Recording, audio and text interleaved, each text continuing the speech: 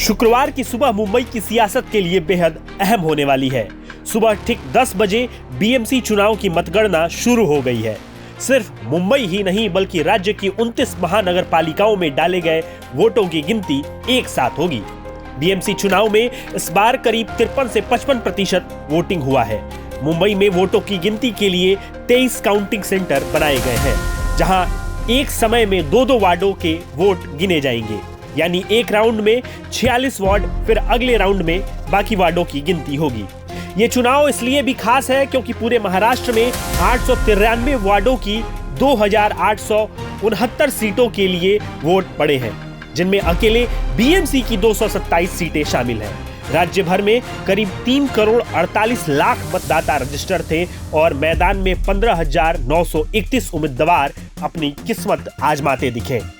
ऐसे में ये नतीजे सीधे सीधे महाराष्ट्र की राजनीति की दिशा और दशा तय करने वाले माने जा रहे हैं।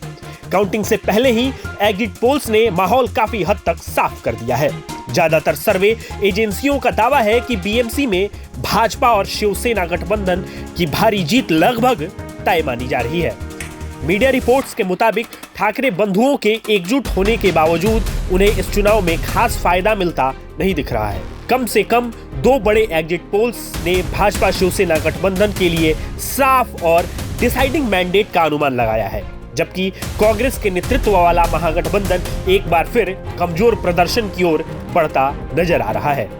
एग्जिट पोल्स ये भी बता रहे हैं कि मुख्यमंत्री देवेंद्र फडणवीस और उप मुख्यमंत्री एकनाथ शिंदे के नेतृत्व वाला महायुति गठबंधन उत्तर और दक्षिण भारत से आए प्रवासी मतदाताओं की पहली पसंद बनकर उभरा है।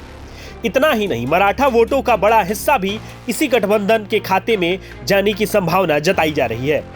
दूसरी ओर ठाकरे भाई मराठी और मुस्लिम वोटों को पूरी तरह एकजुट करने में नाकाम नजर आ रहे हैं। शिवसेना और मनसे के गठबंधन पर इन वर्गों का भरोसा पूरी तरह बनता नहीं दिख रहा है।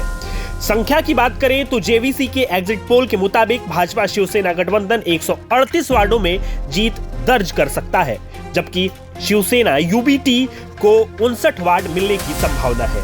कांग्रेस गठबंधन के हिस्से सिर्फ 23 वार्ड आने का अनुमान है।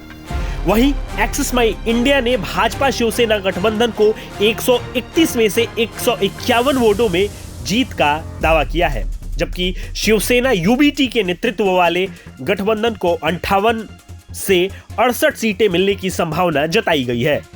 अब सबकी नजर शुक्रवार सुबह 10 बजे से शुरू होने वाले काउंटिंग पर टिकी है, जो इन अनुमानों पर मुहर लगाएगी या फिर कोई और नया सियासी मोड़ लेकर आएगी।